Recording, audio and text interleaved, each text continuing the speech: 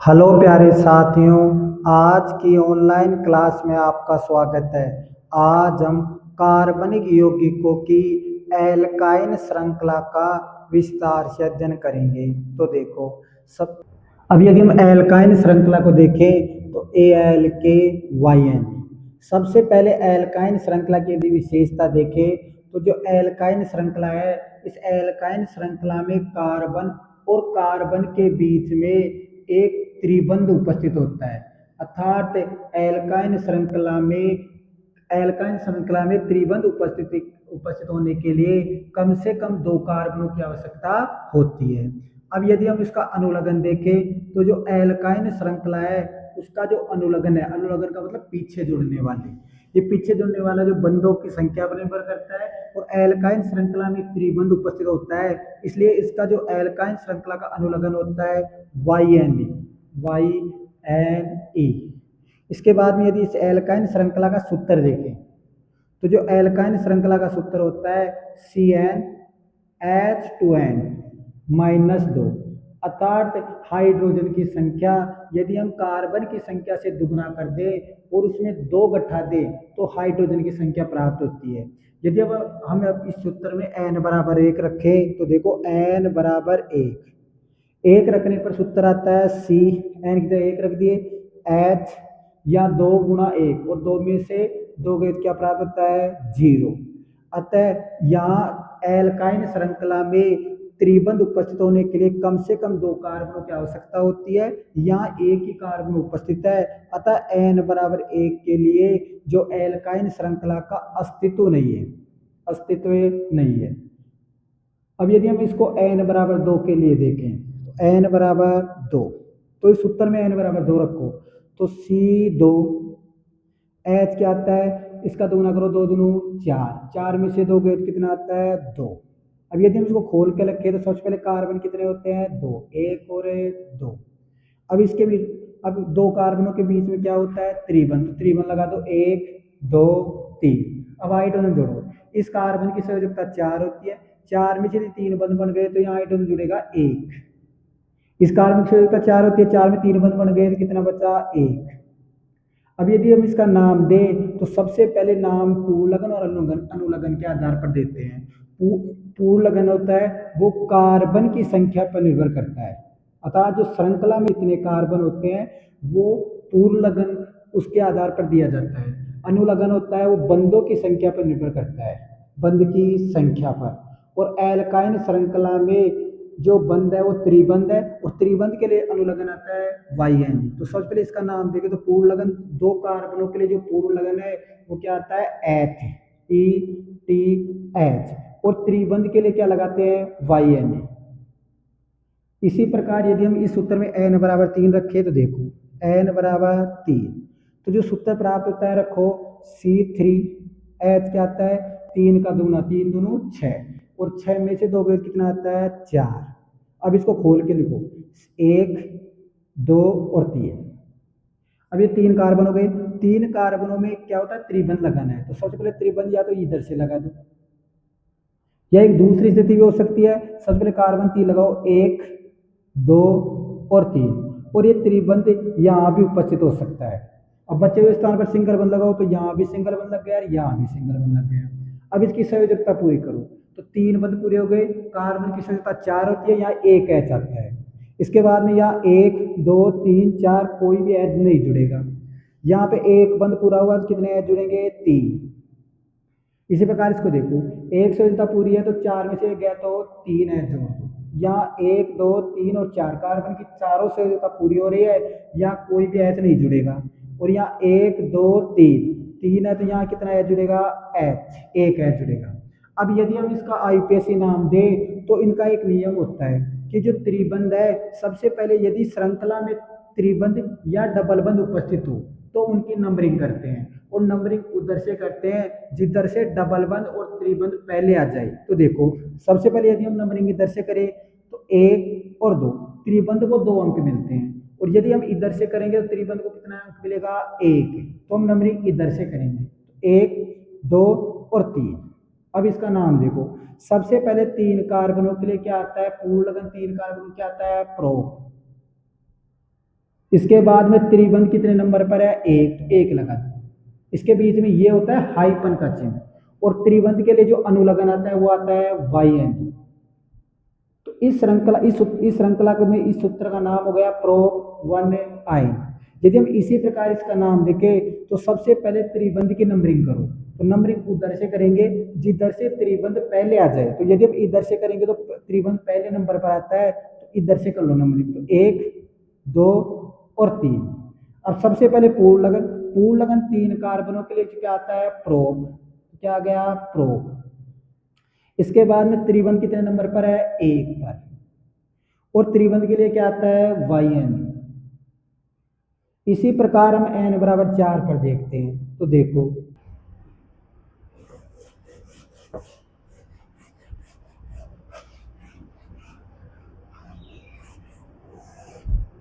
अब यदि हम n बराबर 4 पर देखो तो n बराबर 4, तो इस सूत्र में 4 रखो तो क्या आता है, n की जगह कितना आ गया, 4, h। 4 का दुगुना करो, 4 दूनी 8, 8 में से 2 गए कितने बचते हैं, 6। अब यदि श्रृंखला को हम खोल के लिखे तो देखो सबसे पहले 4 कार्बन, 1, 2, 3 और 4। सबसे पहले जो आपको पता है इस सूत्र में एक त्रिबंध होता है। अब ये त्रिबंध यदि हम इस स्थान पर लगा, पहले कार्बन पर लगाते तो इसका आईपीएसी नाम क्या होगा, ये हम देखेंगे। अब दूसरे से देखो वह जैसे 1, 2, 3, 4। अब ये त्रिबंध पहले कार्बन पर उपस्थित न होकर यहाँ उपस्थित हो जाएगी, 1, 2, 3, तब इसका आईपीएसी नाम क्या होगा वो देखेंगे। अब यदि तीसरी स्थिति 1, 2, 3, 4, अब ये इधर से ये पहले नंबर पर आ गया, फिर ये त्रिबंध यहाँ आ गया, इसके बाद यदि ये त्रिबंध यहाँ उपस्थित हो तब इसका आईपीएसी नाम क्या होगा वो हम देखेंगे। तो सबसे पहले इनकी संयोजकता पूरी करो, यहाँ 3 संयोजकता हो गई, यहाँ एक एच जुड़ेगा, यहाँ सब जगह सिंगल वन लगा दो, यहाँ 1, 2, 3, 4 कोई भी एच नहीं जुड़ेगा, यहाँ 1 और 2 कितने एच जुड़ेंगे, 2, यहाँ 1 का कितने एच जुड़ेंगे, 3। ऐसे इसको देखो, सिंगल वन लगा दो, यहाँ 1 का कितने एच जुड़ेंगे, 3, यहाँ 1, 2, 3, 4 कोई भी एच नहीं जुड़ेगा, यहाँ 1, 2, 3, 4 कोई भी एच नहीं जुड़ेगा, और यहाँ पे कितना एच आ जाएगा, 3। इसी प्रकार इसको देखो, यहाँ कितना एच आ जाएगा, 3, 1 और 2 तो कितने एच आएंगे, 2, यहाँ 1, 2, 3, 4 कोई भी एच नहीं जुड़ेगा, यहाँ 1, 2, 3 कितना एच जुड़ेगा, 1। अब यदि हम इन तीनों का आईपीएसी नाम देखें तो देखो सबसे पहले यदि त्रिबंध उपस्थित है तो हम इस त्रिबंध की नंबरिंग करते हैं, और नंबरिंग उधर से करेंगे जिधर से ये त्रिबंध पहले आ जाए। तो देखो सबसे पहले नंबरिंग इधर से करेंगे तो त्रिबंध को कितना स्थान मिलता है, 1। जब हम इधर से करें तो 1, 2 और 3, तो यहाँ त्रिबंध 3 नंबर पर आता है, इधर से करेंगे तो 1 पर आता है, तो हम नंबरिंग इधर से कर देंगे, 1, यहाँ कितना आ जाएगा, 2, यहाँ 3, यहाँ कितना आ जाएगा, 4। अब इसका नाम लिखो, सबसे पहले 4 कार्बन के लिए पूर्ण लगन आता है ब्यूट, तो BUT।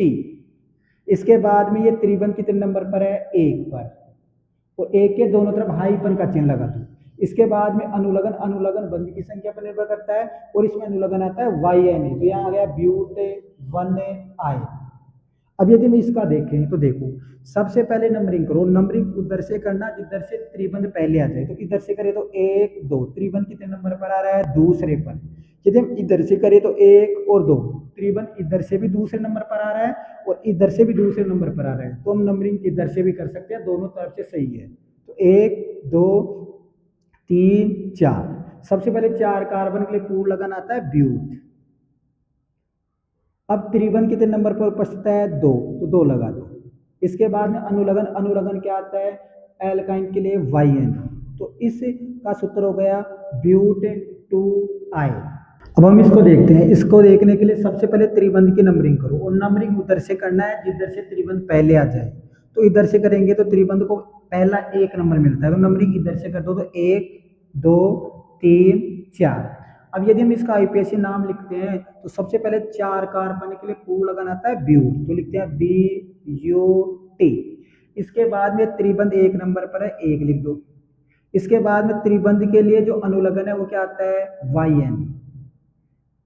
इस प्रकार यदि जो त्रिबंध पहले नंबर पर है तो कार्बन का नाम ब्यूट 1 आता है, यदि त्रिबंध इस दूसरे नंबर पर है तो ब्यूट 2 आता है, और यदि त्रिबंध पहले इधर से पहले नंबर पर है तो उसका आईपीएसी नाम ब्यूट 1 आता है। अब यदि हम इस उत्तर में n बराबर 5 रखें तो देखो, सबसे पहले 5 रख दो तो क्या आ गया C5, H क्या आ गया 5 दूनी 10, 10 में 2 कम कर दिए तो क्या आ गया 8। अब यदि हम इस सूत्र को खोल के लिखो देखो, सबसे पहले 5 कार्बन 1 2 3 4 5, यदि हम त्रिबंध यहाँ लगा दें, अब शेष स्थान पर एक कलमन लगा दो। अब यदि ये त्रिबंध यहाँ न उपस्थित होकर बीच में उपस्थित हो तब उसका आईपीएसी नाम क्या होगा, तो देखो तो 1 2 3 4 5, यदि त्रिबंध यहाँ उपस्थित हो तो उसका आईपीएसी नाम क्या होगा वो देखेंगे। यहाँ सिंगल बंद लगा दो, यहाँ सिंगल बंद, यहाँ सिंगल बंद। अब ऐड जोड़ दो, यहाँ 3 बंद बन रहे हैं तो कितना ऐड जुड़ेगा 1, यहाँ 1 2 3 4 कुछ भी नहीं जुड़ेगा, यहाँ 1 कर दो कितना ऐड जुड़ेगा 2, या 1 कर दो कितना ऐड जुड़ेगा 2, यहाँ 1 का कितना ऐड जुड़ेगा 3। अब इससे देखो, सबसे पहले ये बंद बन रहा है, यहाँ कितने ऐड जुड़ेंगे 3, यहाँ 1 2 3 और 4 कुछ भी ऐड नहीं जुड़ेगा, यहाँ 1 2 3 और 4 कुछ भी ऐड नहीं जुड़ेगा, 1 और 2 यहाँ कितने ऐड जुड़ेंगे 2, 1 और कितने ऐड जुड़ेंगे 3। अब यदि हम इसका आईपीएसी नाम देखें तो देखो, सबसे पहले यदि श्रृंखला में त्रिबंध उपस्थित है तो हम उस श्रृंखला की नंबरिंग करते हैं, और नंबरिंग उधर से करते हैं जिधर से त्रिबंध पहले आ जाए। तो यदि हम इधर से नंबरिंग करें तो 1 2 3 4 ये त्रिबंध चौथे नंबर पर आता है, और यदि हम इधर से करेंगे तो नंबरिंग 1 2, तो जो त्रिबंध है वो पहले नंबर पर आता है, अतः हम इस श्रृंखला की नंबरिंग इधर से करेंगे। तो 1 2 3 या क्या आ जाएगा 4, और यहाँ क्या आ जाएगा 5। अब इसका आईपीएसी नाम लिख दो। सबसे पहले 5 कार्बन के लिए जो पूर्व लगन है वो आता है पेंट, तो PENT। इसके बाद में ट्रिपल बंद त्रिबंध कितने नंबर पर है 1 नंबर पर, तो 1 लगा दिए। और इस सूत्र के लिए अनुलग्न आता है YNA, तो इसका नाम हो गया पेंट 1 यदि हम इस सूत्र का आईपीएसी नाम देखें तो सबसे पहले त्रिबंध की नंबरिंग करो, और नंबरिंग उधर से करने हैं जिधर से त्रिबंध पहले आ जाए।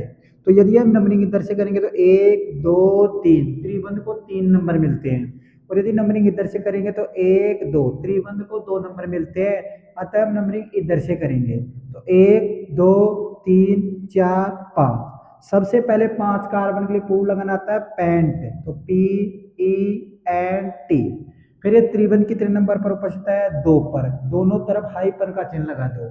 और इस श्रृंखला के लिए त्रिबंध है, त्रिबंध के लिए जो अनुलग्न आता है वो आता है YNE, तो नाम हो गया पेंट 2 YNE।